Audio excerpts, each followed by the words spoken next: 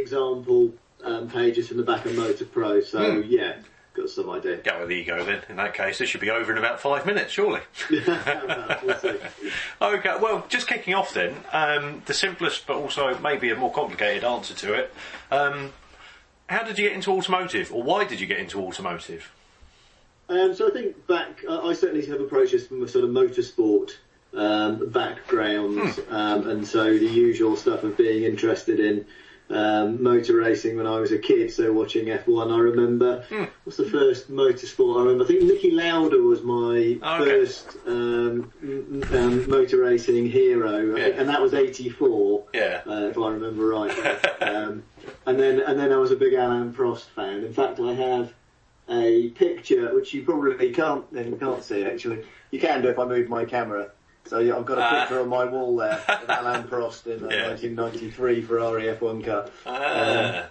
So that was always my first love. That between that and aeroplanes, and then my best friend's dad was a guy called Sheridan Finn, who's quite well known, or was quite well known in motor racing circles. He was one of Frank Williams's guys from the early days. So Sheridan was commercial director at Williams when I was a kid, and I was friends with his son Piers, and he got us all from our class at school to look around the Williams factory, which was then in Didcot.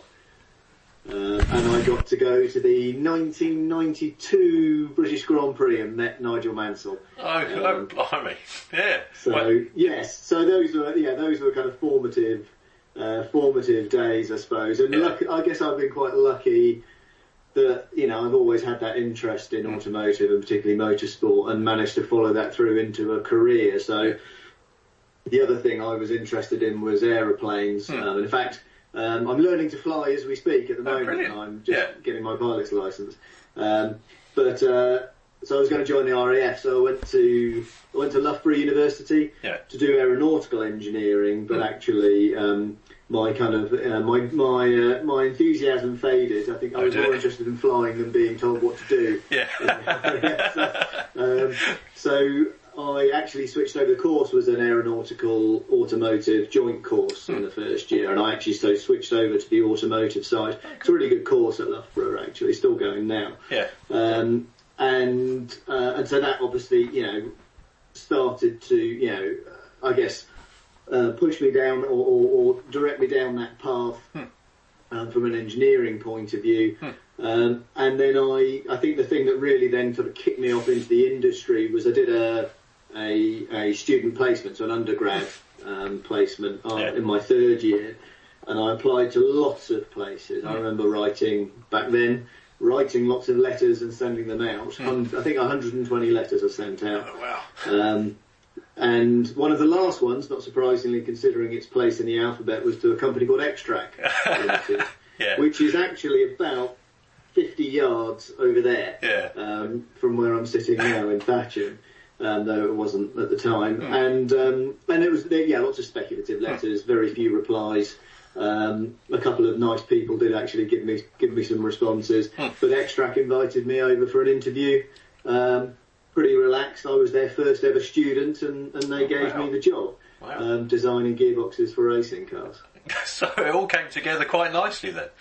I was, I guess I was lucky, but you've got to, get your own luck to a certain extent. You've got to actually kind of apply yourself and be prepared to do your research and write the letters and go for the interviews and all that sort of thing. So Extract, was that first job post-university then?